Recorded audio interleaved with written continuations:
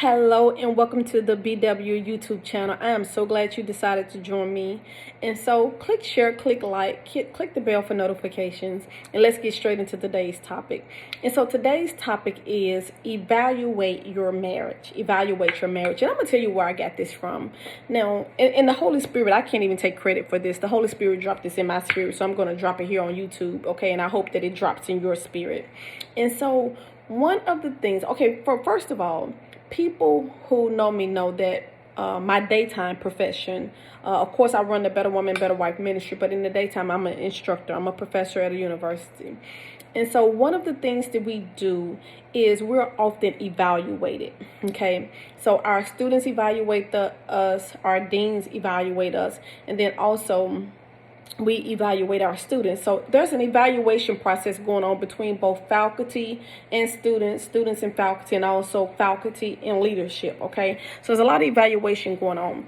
But the reason that these evaluations are going on is because everybody has a job to do. The students have their job to do, faculty have their job to do, leadership have their job they have to do. Now, the benefit of these evaluations, and I love evaluations because the benefit of evaluations is that it gives you critical feedback that you can utilize in order to either grow and get better or remain in some areas the same. And so every 4 months, our students have to evaluate our course as well as the faculty in the course.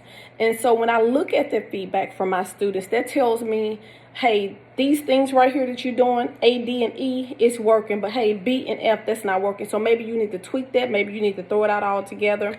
Or maybe you can just revamp it a little bit. But the bottom line is it gives me feedback in how to move forward and how to grow as a professor, how to become better at what I do.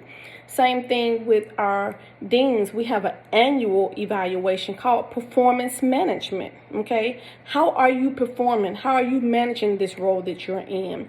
And so this is done yearly, and we have to meet with our dean and our program chairs, and they tell us how we are doing. And again, they're giving us feedback. Hey, you're doing good in these areas, but over here, I need to see you grow over here. And so that helps me grow as an instructor, getting the feedback from the deans, getting the feedback from the students. And as well, I, in turn, give feedback to my students, okay? So sometimes they're doing well, or sometimes I say, hey, you need to read more. Hey, you probably need to get more sleep. You come to class exhausted. Whatever that feedback is, the whole point of the evaluation is to make that person better, whether it's me growing in my role as an instructor or me trying to help a student grow in their role as a student nurse. But the whole purpose of the evaluation is growth, okay? That's the key word, growth. And that's what we're trying to do. We're trying to grow up, okay? And in order to go up, you got to grow up. And so with that being said, I thought about it. I said, well, the Holy Spirit dropped it in my spirit, and then I thought about it. How can we apply this to our marriages? How can this evaluation work in our marriages? Because a lot of times we don't look at marriage as a job. Sometimes you hear people say, this entails work. You know, you have to work at your marriage if you want it to be better. But we don't look at it like we look at a job. We know at jobs, we have our roles. We have our job descriptions. But if truth be told, we have a role in this marriage.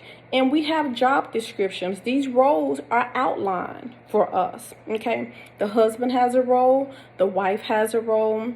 And with my job, when I first started at the university, they gave me a handbook, and the handbook laid out my job responsibilities. It's the same way with God. He has given us a handbook, and in the handbook are those job responsibilities. Another thing that happens with my course, and the reason these objectives are so important, because in my course, we have what we call course objectives. And every semester, the students are supposed to meet the course objectives. So when class starts at the beginning of the semester, we give them a syllabus. And at the bottom of the syllabus are the course objectives that they are supposed to meet within those 4 month periods, within 4 months, okay? And so what about if we did the same thing in our marriage? What if we met with our spouse for an evaluation every 4 months? That's 3 times a year.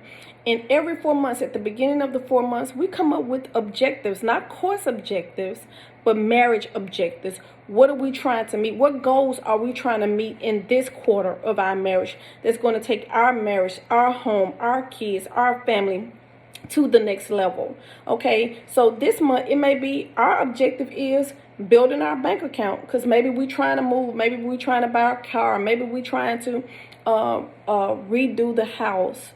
Whatever your goal is, maybe it is we just want to increase our communication. So what steps we're going to take in the next 4 months to increase our communication?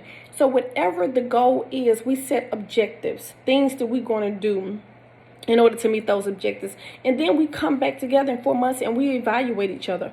How am I doing as a wife with my saving this month? How am I doing as a wife this month with communicating better? How are you doing as a husband? Then I evaluate my husband, and vice versa. And just like with when you're getting evaluated by students, or you evaluating students, the same thing. Some things you may say, hey, babe, this part right here that you're doing good. But hey, you need to tweak this over here. Or hey, you need to throw this out altogether. Whatever that may be. You're doing good on cleaning the house. You're doing good on cutting the grass. Oh, but the sex life, you need to up that a little bit. Oh, the talking back or the getting smart. Hey, you need to change that. The spending. I see you doing too much shopping on Amazon. Whatever it is. But what about if we evaluate our spouses every 4 months? We come together for that feedback. Hey, how am I doing? And ask your spouse, how am I doing as a wife? He asks you, how am I doing as a husband? Wouldn't it work to be able to take that feedback and to use it, and instead of looking at it as something negative, look at it as this is an area I can grow in, and then I'm going to work on this area the next 4 months. And so every 4 months, you set objectives, setting goals, and you meeting them. And the more you keep meeting those goals and the things that you're not doing so well at, you tweaking it or you doing it totally different, you will begin to see your marriage go to the next level. Just like as an instructor, when I get that feedback from my students, or that feedback from the dean or the program chair, that helps me to grow as an instructor. So I get better every trimester. I'm growing and growing. What about if we see that same growth process in our marriage? But again, it's already laid out for us. Our roles are laid out. So it's up for us to set those objectives, just like it's up for me as a instructor to set objectives for my students, for them to reach toward by the end of the trimester. We have to do the same thing in our marriage. Set those objectives, set those goals for us to reach to. And then one of the things when I give my students feedback, sometimes giving them that feedback, we feel like they need resources to help them, okay? And so in that resource, it may just be academic counseling that we may give them, but it's the same thing in marriage. Sometimes we need marriage counseling. Sometimes just looking at the handbook. In our handbook, on your job, you have a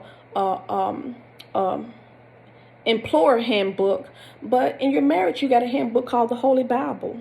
Okay, and it give you, again, all your job responsibilities in it. But sometimes if I don't understand those, if a student don't understand what's in the book, just say like our course book, they don't understand it, we'll give them academic counseling, or we have counseling sessions with them. Sometimes if we in marriages don't understand what God said in the handbook, we go to marriage counseling. Okay, and we use those extra resources that God has provided for us. And then another thing that we provide for our students when they don't understand course material, we give them a course tutorer. Okay, the Bible does the same thing, or God does the same thing. Not the Bible, God does the same thing, and He gives us a tutorer as well. It's called the Holy Spirit. And the Holy Spirit job is to give us wisdom on those things that we do not understand, to make clear to us those things that's not clear. So we also have a marital tutorer. So we have marriage counseling that God has provided for us. And then we have a marriage tutorer. Again, those are resources that we can utilize, again, to take our marriage to the next level. Because remember, the key word that I said is growth. We trying to grow up. Okay, that's what we're trying to do. Grow up to go up. That's our whole objective. And then the very last thing that we do with students when we see that they're struggling academically, sometimes we give them what we call a VARK tool. And this tool helps them because it helps them to understand what type of learner they are. What VARK, V-A-R-K, stands for is visual, auditory, reader, or kinesthetic. What kind of learner? Because sometimes just understanding your learning style and what type of learner you are helps you as you're trying to make it through the course, okay? What about if we use this same VARK tool in our marriage? What if we say, let me give you this VARK tool and see what kind of spouse you are? Are you a visual spouse where you have to see love in action? Okay, or are you an auditory spouse where I can just say, babe, I love you, and you can receive that and be happy with it? Okay, are you that kinesthetic spouse where you need that hands-on attention? I need you to hold my hand in public. I need you to hit me on my tail sometime. I need you to up our sex game. Okay, are you that kinesthetic? Okay, or are you that reader where I don't have to say nothing or do nothing, you can just read me? You know, you that type of spouse that you can read me and you know what it is, okay? Or sometimes we have people, they're kinesthetic and visual. They're visual and they auditory. You know, are you that type of spouse? You need me to say that I love you, but you need me to show you in action by bringing you flowers, by helping clean the house, by mowing the lawn, you know, by being more respectful. So sometimes they don't have just one learning style. Sometimes they have multiple learning styles. So sometimes your spouse have multiple needs that you need to address. And so again, I just wanted to share this with you.